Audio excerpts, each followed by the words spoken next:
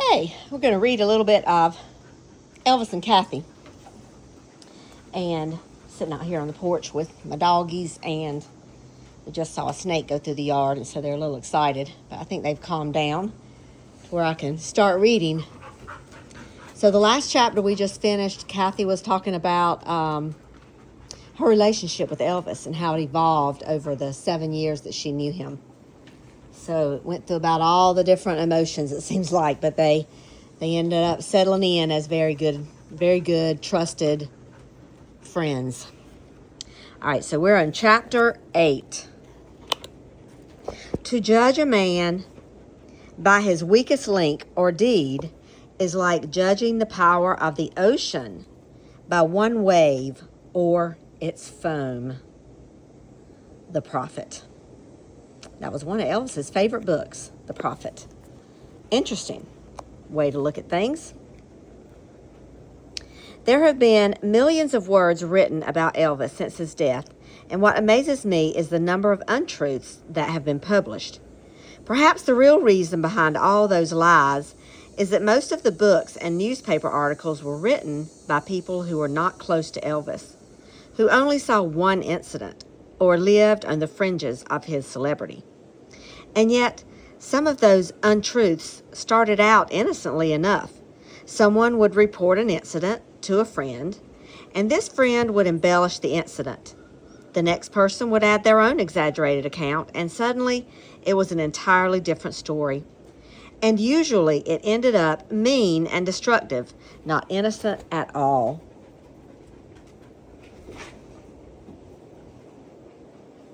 Wish we could go through so many of the books that were written about him and say truth, untruth, truth, untruth. If you doubt me, then take your own life, for instance. How many people know you intimately enough to write a book or an article about you? Sure, someone who works with you every day might think they know all about you, but that would leave out a large part of your existence. Among your friends, I would wager only a few would qualify to be your biographer. Now, imagine the scores of people who claim to know everything about Elvis, and then determine for yourself just how many of those are truly qualified to write about one of the most significant men in our generation. Those of us who are close to Elvis and could shed light on some of the mysteries surrounding him have been most reluctant to be classified with those who have written lies or misleading facts about him out of greed or envy. Our refusal to do so has been out of loyalty to his memory and talent. But eventually, my determination to keep the time I spent with Elvis an unshared part of my life has worn thin with impatience. Impatience with those who continually pass themselves off as experts on Elvis. What most of them didn't know, they made up in their own vivid imaginations and have told the same lies for so long that they came to believe they were true. But the real shame, as far as I'm concerned, is that there are millions of people out there who believe those lies, which is heartbreaking to me because Elvis loved his fans, loved people, and it would hurt him terribly to have people think these things about him. And that is so true. So true. Poor little guy. You know, one of my favorite books on him is by June Waniko, who knew him for a brief time in 1955 and 56. And she wrote a very detailed book about her time with him. Yet she still didn't know it all, because even while he was down there, he had to go up to New York, or actually right before he came down there, he was up in New York doing the Steve Allen show and recording Don't Be Cruel and Hound Dog. Took the train back home. Albert Weinstein, or what's the guy's name that took all those wonderful black and white pictures of him in 1956? Took all the pictures of him on the train, He got off the train close to home and walked the rest of the way. And then he got home, visited with his family, and then did a July 4th concert over there in Memphis at Overton Park. And then went to Tupelo on his way down to Biloxi. So she didn't know anything about that part. And then when he went out to film his first movie, she didn't, only she knows what she knows in regards to what he told her. So, there's just so many holes in people's stories, and they have opinions, and they make up stuff. And his cousin, I think, did a really good book, and he tried to be truthful. But even sometimes, as true as you are writing a book, I think that sometimes the editors go in and edit stuff just to give it a little more drama. But I would recommend his book by his cousin Gene. I forgot the name of it, but it's like his guy for Elvis's Man Friday. I think that's what it was. I thought that was a really good book. It shows a different side of him, hanging out with his cuz. Anyway, back to this book. But she's right. So many people embellish. I tell you, when I first listened to Priscilla Presley's book, it was the first book I ever listened to on Kindle. In my car, I listened to it when I drove around, and at first I was like, oh my gosh, all this great stuff. And then I listened to it again, and I was like, this is so negative. I really don't like her interpretation of him that she is putting out there in this book. I just don't like it. Like, if she really truly loved him, why would she talk like this about him? And then the more I read about that, I'm like, oh my gosh. So, anyway, wah. All right, back to this book. But I think she spread a lot of lies, because she has a narrative that she's trying to put out there, and I just don't believe that it's true. Based on other things that family have said about him, I don't think he's the type of person that she painted a picture of in her books. So, there you go.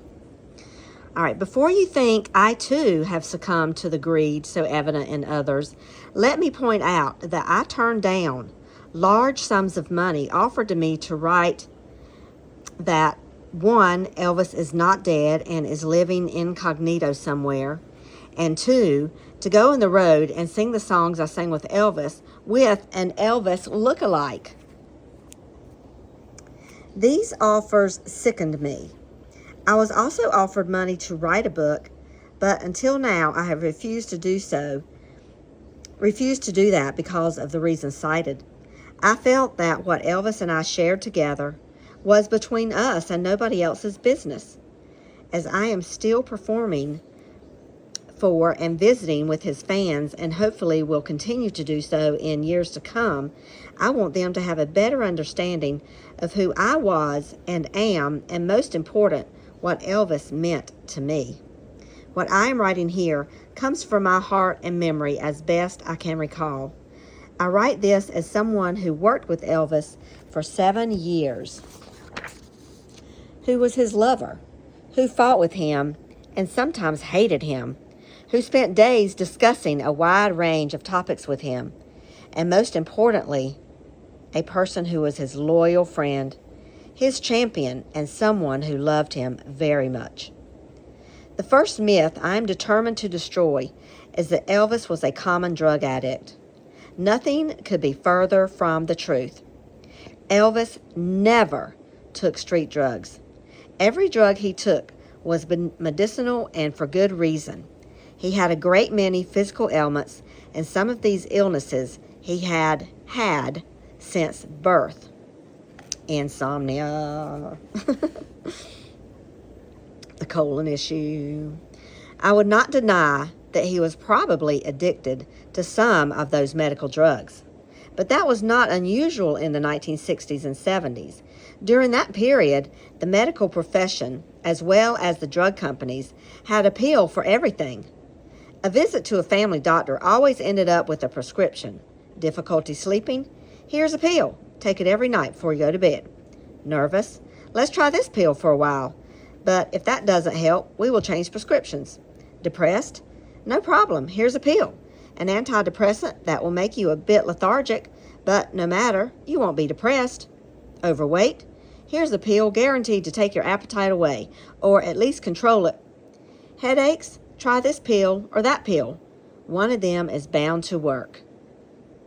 Those are the things he took pills for. Nobody ever questioned the doctor or the drug companies. Very few asked about side effects because most of us trusted the doctor or the drug company, thinking in our naive way that they wouldn't give us anything that could be harmful. How wrong we all were. Newspaper and magazine articles began to appear saying that some housewife in Minneapolis or truck driver in Texas was addicted to a prescription drug. Eventually, clinics sprouted up across the country to help these addicts survive without a pill bottle. Former First Lady Betty Ford probably had more to do with making people aware of the dangers of prescription drugs than anyone else alive. The Betty Ford Clinic in Palm Springs is now world famous, and there have been scores of clinics built over the country modeled after the Betty Ford program. But unfortunately, Elvis did not live to see this happen. Nor was he aware at the time that some prescription drugs relieve a symptom while they are killing you. However, and this is important, I do not believe that prescription drugs killed Elvis. I have always maintained that he would have died much earlier without them. And I have read enough and have my own opinion about that too, and tend to agree with Kathy that he took a lot of stuff. Glaucoma gave him migraines, so he took pills for headaches. He was depressed at times. He took pills for depression. He had a lot of pain, so he would take opioids for pain medicine or shots. What do? We go and get a steroid shot. So when we have like a pain in our knee or a pain in our thumb or something, we would go get a steroid shot at the orthopedist. And so we just trust that and Elvis, being poor, didn't have money for doctors when he was little, or his parents didn't, and he would get sick with colds a lot. And so they didn't want people to get sick because they couldn't afford the doctor. And I read somewhere where he said that he felt like if they could have afforded a doctor and to have gone to a hospital, that he feels like Jesse would have survived. So I don't know about that, but I read somewhere that he thought that. So when he could afford a doctor, he got a doctor. When he sent his mom back to the doctor when he was in the Army, and he sent her back to the doctor, said, "You need to go, Mama, to the doctor," because he trusted him. And they had good doctors in Memphis that they were using.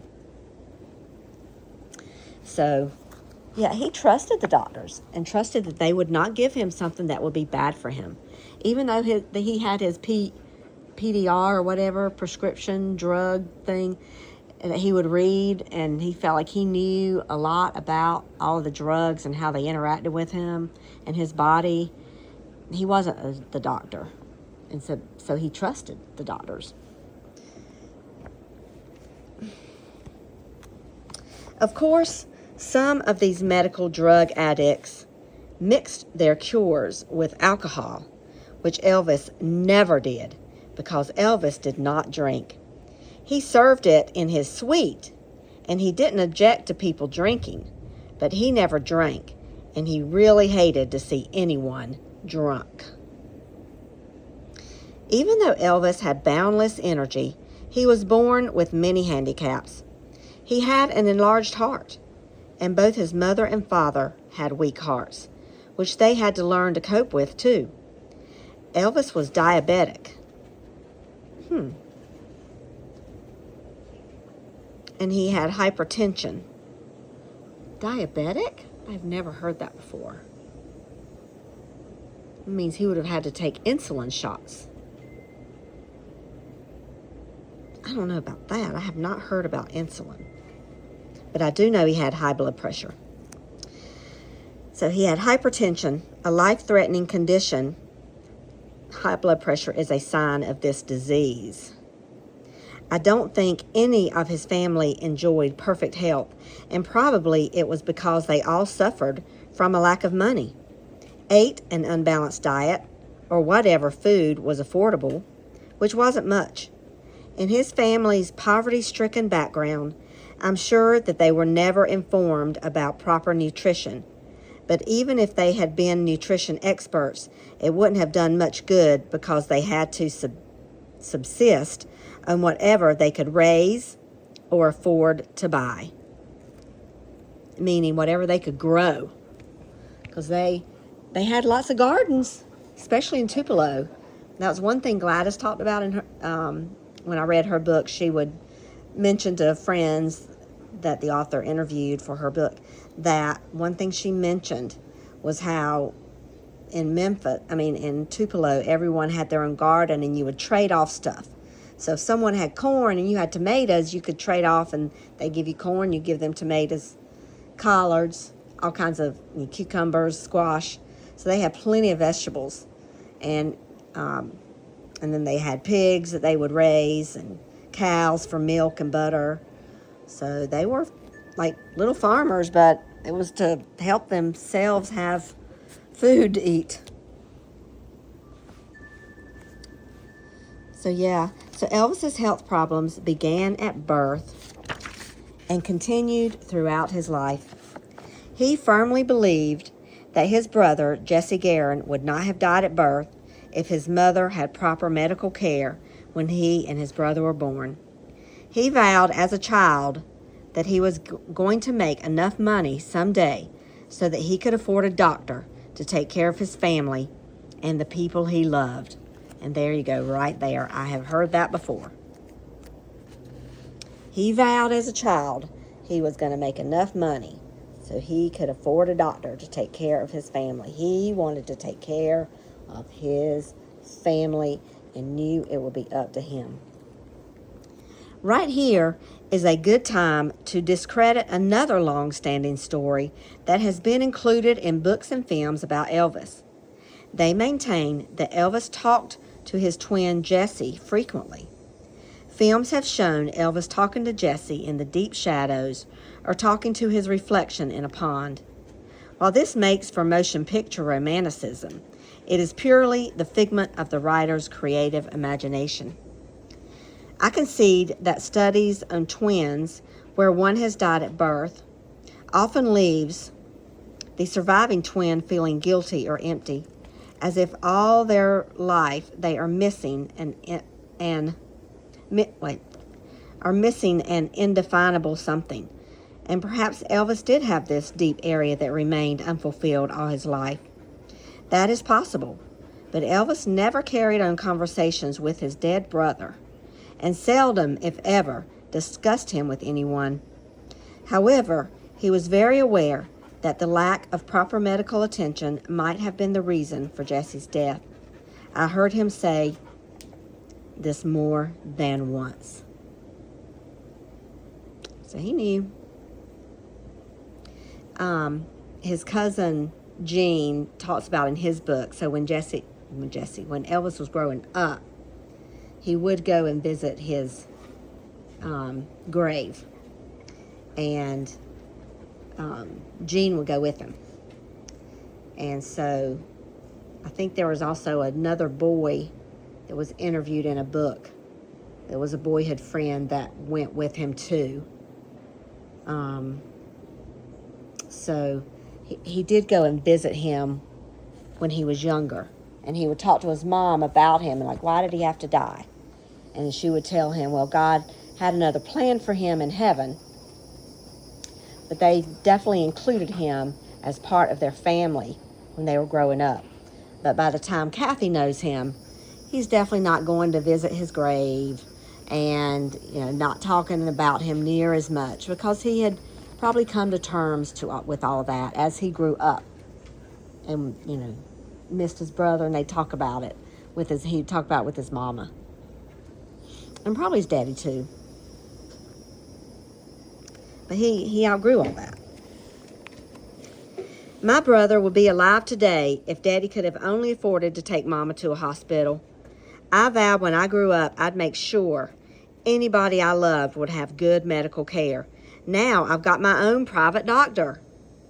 That belief stayed with him throughout his life, and he had complete trust in all members of the medical profession.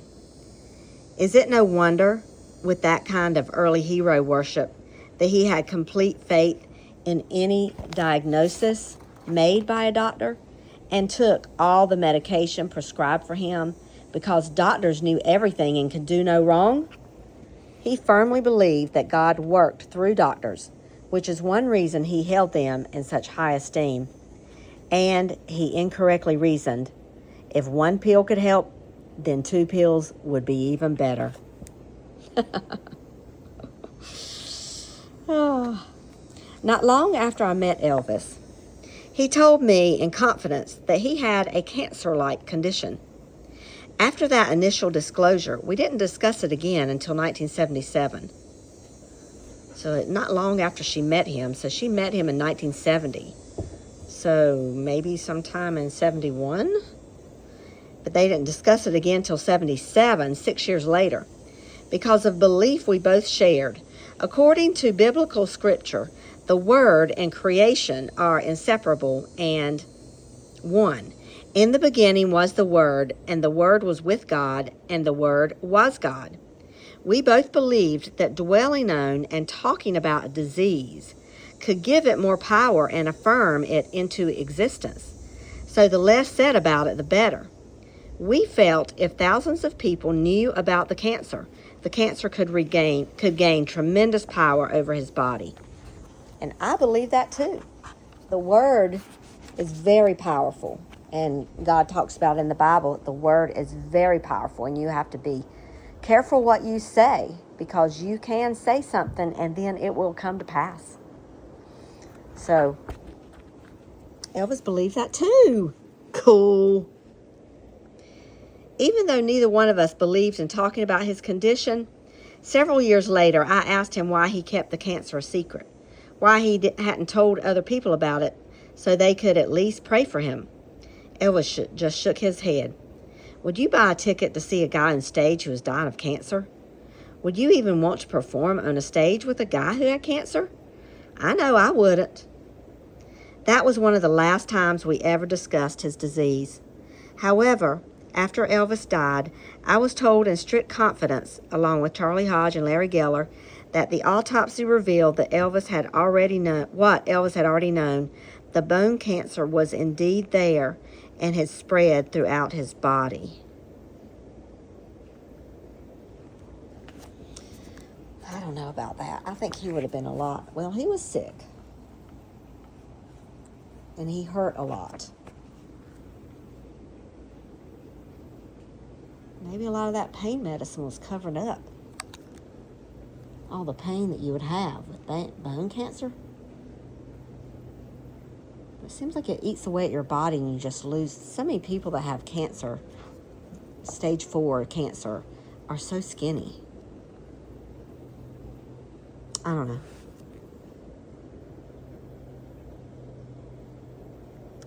Also, my suspicions were confirmed when I was told Elvis had suffered 3 unreported heart attacks prior to the one that killed him.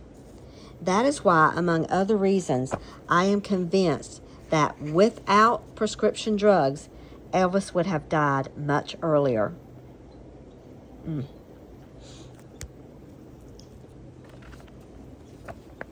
Yeah, I have heard that he had suffered 3 heart attacks that were unreported.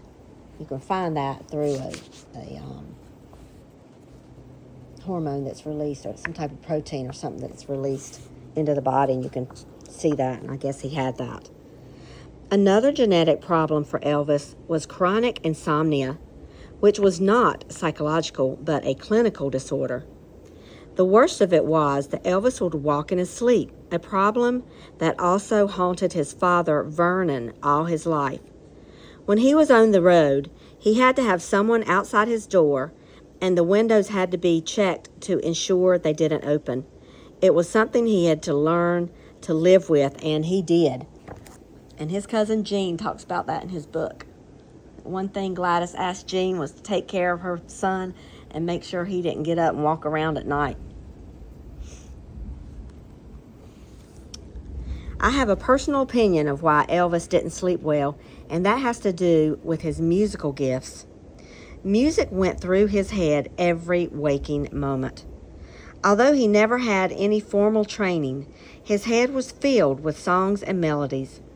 His mind was always so active, and people with minds like that just don't rest well.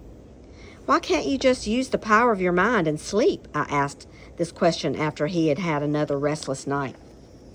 I can't, Kathy. I even tried self-hypnosis and all that, and he shrugged in a helpless way, I just can't turn my mind off.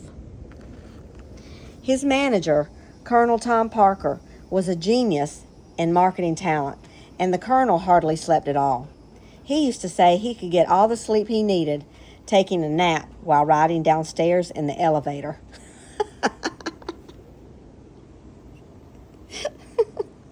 That's funny. I think it is a common trait among people who are geniuses in their fields. I know insomnia ran in Elvis's family, as did sleepwalking, but his active mind, which he could never seem to turn off, was another reason he found it difficult to fall asleep. And, of course, constant jet lag aggravated his condition. Oh, goodness. Yeah, when your mind can't turn off, it's hard to go to sleep. I must point out here, though it does seem a paradox, that with all his faith in physicians, he still believed in God's intervening powers and the ability to heal. I believe Elvis also had the gift of healing. Every religion has its own ways of defining this, but he may have taken on certain illnesses of those he healed. Very interesting thought. I know this sounds crazy, but in the world of healers, there are many studies where this has happened. Although the healers can help others, they have trouble healing themselves. From the time he was a child, Elvis suffered from pernicious anemia, which I understand his mother, uncle, and grandfather had, and was commonplace in his family tree. Pernicious anemia is a cancer-like condition of the liver. Okay, because his mom had that liver problem. He required shots of vitamin B12 daily because his liver could not assimilate B12, which created more problems for him. He also had several liver biopsies during the time I knew him. And this was before some of the diseases that we now know regarding the liver had been revealed or discovered. My mama died when she was 42. Her brother the same. I don't have much time left, he told me more than once. When I first met Elvis in 1970, he was just beginning to suffer from glaucoma. It is an extremely painful disease which causes severe pressures and pain in the eye. Periodically, he had to have fluid removed from his eyes with a syringe. So the needle goes in the eye, and they remove the fluid. I mean, you just think about that. You can't close your eye so you don't see it. You see that needle come into your eye. Oh my God. Cannot even imagine. And then, I mean, hopefully they put numbing in the eye so he doesn't feel it. Oh my gosh. Both Elvis and I suffered from cluster/migraine headaches. Many doctors will tell you that these headaches are the most painful thing a human can endure. There are people who have committed suicide from cluster headaches. If a patient goes to the hospital for treatment, the first thing doctors usually do is administer a shot of Demerol or morphine. The heart rate and blood pressure go up, and there is a greater risk of having a heart attack. Without medication or help from a doctor, these cluster headaches can last from 2 hours to 1 or many days. As a victim myself, I can really relate to how he suffered. It is the kind of pain where you wish for death just to get relief. I give Elvis a great deal of credit for having maintained his composure for as long as he did with that kind of pain, and he went through this ordeal for a long, long time.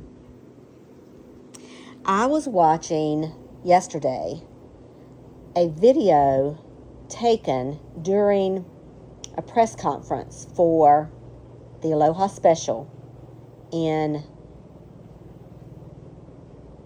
November of 1972. So he did one in September. He's wearing a white suit. He's kind of like on a stage talking to some people, talking to the guy. It's when he's wearing his glasses and he's looking so cool, and he talks about how it just blows his mind that they can have satellites and broadcast his show all around the world at the same time. So this is a different one. This one is taken in Hawaii. So I guess he was in Hawaii in November because there's a sign behind him that says Hilton Hawaiian Village. And Elvis is a little slow moving. I mean, he's not terrible in my opinion. He just is a little slow reacting, but when he talks, I don't think he slurs his words or anything. But there's some times when he has to think a long time before he says something, and he's just sedated when he talks. He doesn't elaborate. It's nothing like the interview, the press conference before the Madison Square Garden. And someone made a comment in there, and whether this is true or not, I'm just trusting that the person is true, said she knew someone that was in the Elvis's circle that told her that he was suffering from a migraine headache, and that the doctor had given him his sleep medicine to go to sleep and something for the headache. And then right when he was about to lay down, they said, "You got a press conference." And so he had to go downstairs and do this press conference under the influence of those two drugs. And he told the person who told this girl who did a post on this video that it was hard for him he had to really focus because it was hard for him to answer the questions. And that there were times he felt like he was going to fall asleep right while he was standing there. So with that information and you look back at it, and now with what Kathy is saying, is he was suffering from a terrible migraine headache because of his glaucoma. And he had taken some medicine. And people that don't know all that just say, oh, he's on drugs, blah, blah, blah, blah, blah, he's high. He never took drugs to be high. He took drugs, prescription drugs, to help with a condition that was diagnosed by the doctor, and the drugs were supposed to help that. And he probably, in order to deal with the headache, he just wanted to go to sleep so he didn't feel it. And they probably gave him some Demerol or Motrin, or what'd she say here? Demerol or morphine, which makes you groggy. So, poor guy. And he's like, what do you mean I got to go to a press conference right now? You've got to be kidding me. So, anyway, he looks really good in it, I thought. He looks great. But he doesn't have the effervescent Elvis personality popping out. So, he's definitely very much more sedated. Okay, so back to this. The point I am trying to make is that Elvis did not take drugs for the highs and the lows, which is what I just said. He took medication in order to remain alive. The doctors had to give him certain drugs to keep him going. A real myth is that he went to the hospital just to dry out. He went to the hospital, but it was for the purpose of adjusting medications, to control certain ones and to replace others. None of the people around him, especially the bodyguards, understood these necessary trips to the hospital. Yeah, so they didn't really know what they were doing there. They weren't in the room when Elvis was talking to the doctors. So they just took their own interpretation and said he needed to dry out. But he did get off of some of the sleep medications and some of the opioids. So, but he wouldn't like have, what do you call it, when you see things? He wouldn't have things like that, because he was drying out from a drug. I read in one book where Elvis was so out of control that he had to wear diapers. And if I hadn't been so angry, I would have laughed myself to death. Elvis never wore a diaper, not even once. What happened was not unheard of on the road. Bad eating habits, no sleep, and constantly moving around does cause constipation at times. Most of us had to take a laxative on occasion. One night, Elvis took a laxative and his usual sleeping pill, and with the combination, you can guess what happened. He thought it was funny. The next morning, in his usual forthright and humorous way, he told the story on himself and everybody laughed. And of course, the story made the rounds. "I guess Elvis will just have to start wearing a diaper," said one wit, and everyone had a big laugh over that. But somehow, like many stories, the accident was exaggerated in the retelling until it ended up blown all out of proportion. And before long, everyone was saying that Elvis had to wear a diaper because he had lost control over himself. Oh my gosh. That had to be so embarrassing. I can't believe Elvis went and told on himself. Oh my. No matter how many times his personal doctor, Dr. Nick, tried to warn him about taking too many antibiotics, Elvis always took more than he should. Come on, Elvis. Follow the directions of the doctor when it comes to antibiotics. But again, we know so much more now, even now, than then. Even when I was a kid. That, messes up your gut. And you get bad bacteria, good bacteria, and all that stuff. And your flora, all that. These were not words that were used back in the 70s. So Dr. Nick tried to warn him about taking too many antibiotics. Elvis always took more than he should. As I mentioned, he could not get it through his head that too many antibiotics could be harmful. Several times his overdosing on antibiotics caused a yeast infection, which is a common side effect when too many are consumed. One yeast infection about caused another story to make the rounds, which is also untrue. Because of the yeast infection, one night Elvis told me his mouth was on fire and he needed something cold and icy. Oh God, that's got to be so painful. The yeast infection was in his mouth. And she's with him, which means probably he was on tour and he had to go out and perform.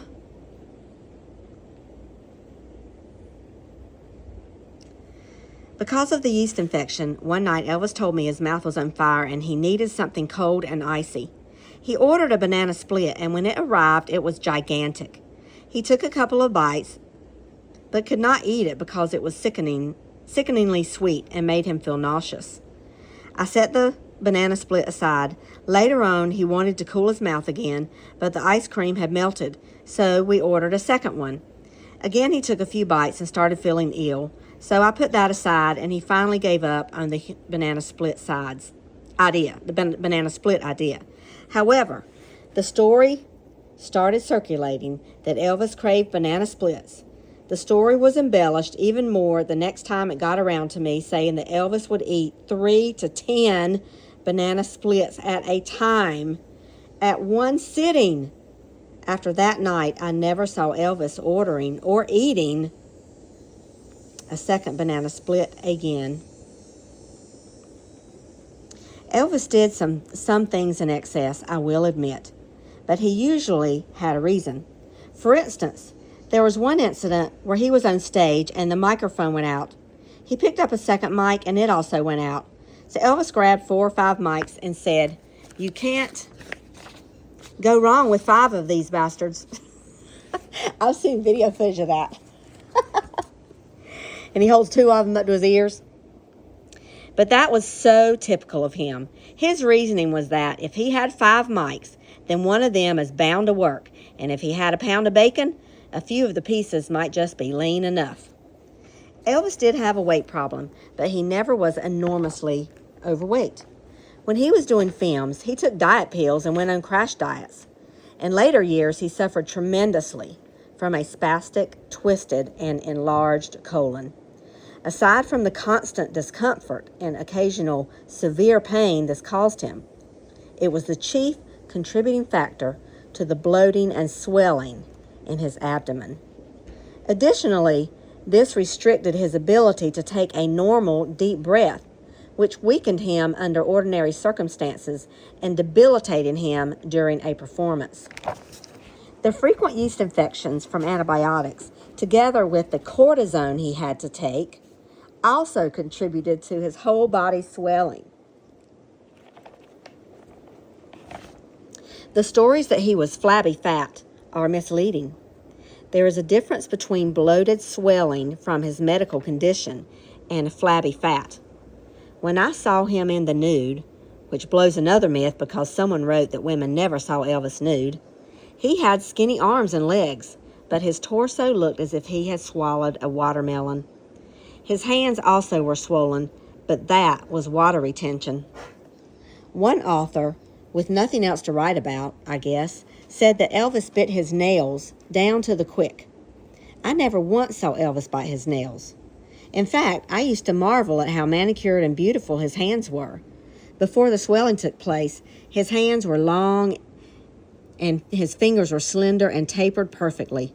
Maybe there was a period when he bit his nails, but not in the 7 years I knew him.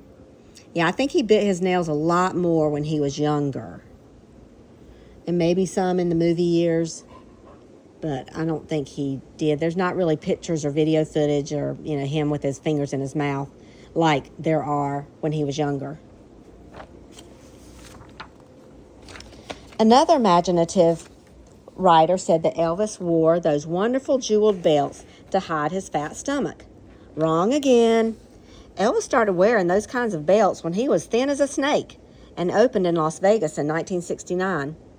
I might add that wearing an eye-catching belt would draw attention to a fat stomach, not hide it.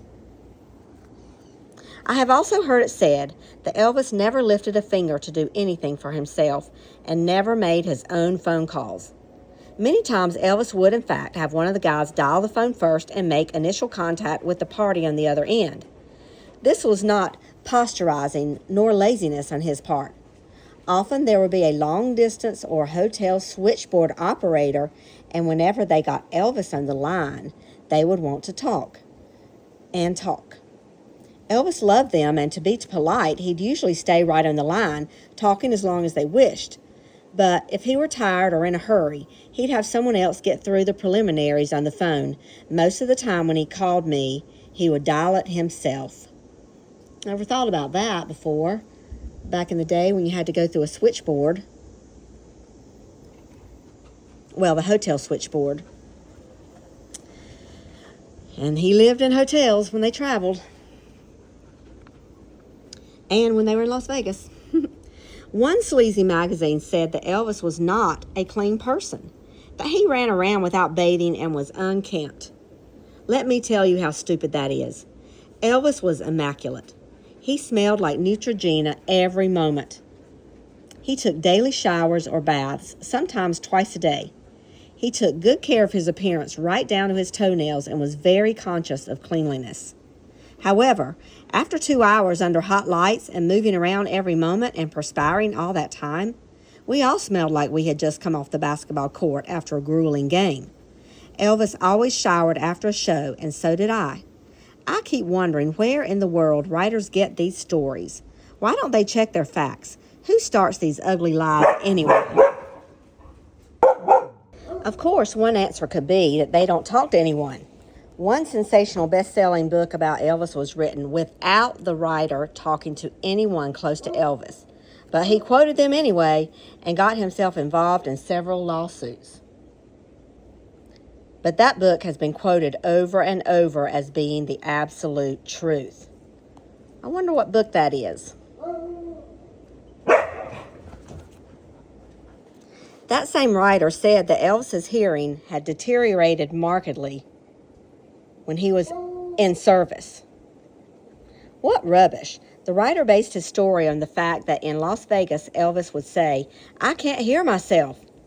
This had nothing to do with his ability to hear. He simply could not hear over the extreme volume of the monitors. There might be 30 or 4 pieces which needed to be mixed by the sound people, including the voices and the instruments, and it was hard for the sound man to get a good mix of that many. When Elvis said, "I can't hear myself," it wasn't that his ears were deaf. He was saying, the monitor that has my voice in it is not coming through to me. I can't hear myself in the monitors. The monitor that has my voice in it is not coming through to me. I could rarely find my voice either, nor hear myself. It depended on what they ran through the monitor right next to my ear. Sometimes all I could hear was a piano or the drums. Unless there's a monitor facing you with your own voice in it, you can't hear your own voice on stage.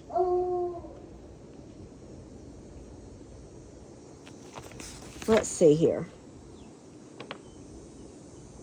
Let me read one more paragraph because this is a long chapter and I am going to take a break because we are in 47 minutes in and I've got like 12 or 13 more pages to read. So I'm going to break this into 2. Elvis actually had the most uncanny sense of hearing I have ever known. One day in Elvis's suite, J.D. and I were talking. The room was filled with people and the general noise level was pretty high. Elvis was clear on the other side of the suite and couldn't have possibly heard what we were saying over the noise, but somehow he did. He walked over and told us exactly what we had been talking about. I have never read anything about extraordinary hearing powers, but Elvis sure had them. I noticed it many other times after this incident as well. I bet he could read lips too. All right. Okay, so I'm going to stop reading there, and I hope you guys have enjoyed it, and I will catch you later. The boat coming in.